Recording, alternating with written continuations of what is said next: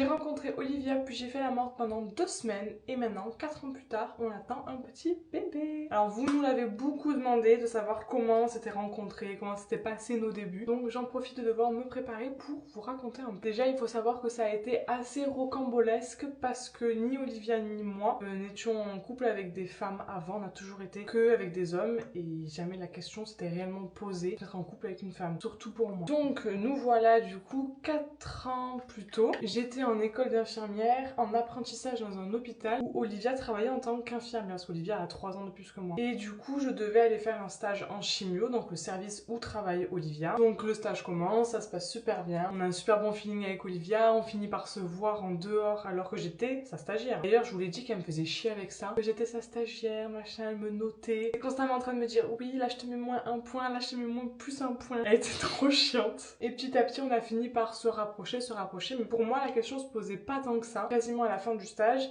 on s'est rendu compte qu'on était très triste de la fin du stage de plus se voir au quotidien. Et juste avant que les vacances scolaires commencent et que du coup mon stage se termine, Olivia m'a envoyé une chanson pour m'avouer ses sentiments. Je la mettrai pas là, c'est mon jardin secret. Sauf que au fond de moi en fait je m'en doutais déjà. Sauf que j'arrivais pas à me le dire en fait. Et du coup bah, j'ai paniqué et je l'ai bloqué. Je sais plus si je l'ai bloqué ou si juste je lui ai dit que fallait plus qu'on se parle. Genre j'ai paniqué total et j'ai fait la morte toutes les vacances scolaires. Alors je lui ai dit que ouais, je voulais plus jamais lui reparler, c'est pas possible, je voyais pas les choses de la même manière. Alors qu'au fond si j'ai aussi mal réagi, c'est qu'il y avait une part de moi qui avait des doutes tout simplement et puis juste je me cachais à moi-même. Et puis dans mon entourage ça s'était pas très bien passé quand ils avaient cru comprendre que j'avais des rapprochements avec une fille.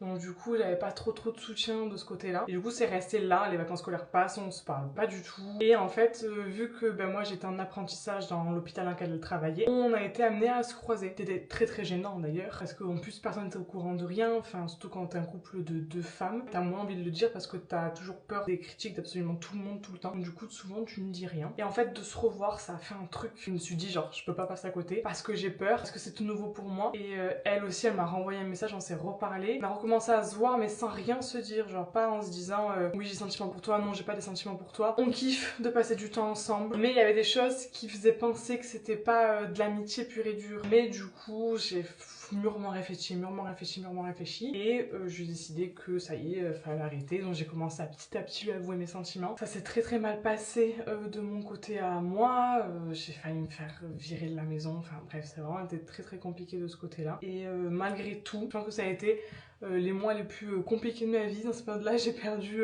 plus de 10 kilos. Ça a vraiment pas été une période facile pour nous. On s'est rendu compte qu'il y avait beaucoup trop d'amour. On laissait quelque chose se mettre entre nous. Donc au final, on a vécu l'histoire qu'on devait vivre. Et là, on est 4 ans plus tard. On va avoir un bébé, on a plein de projets.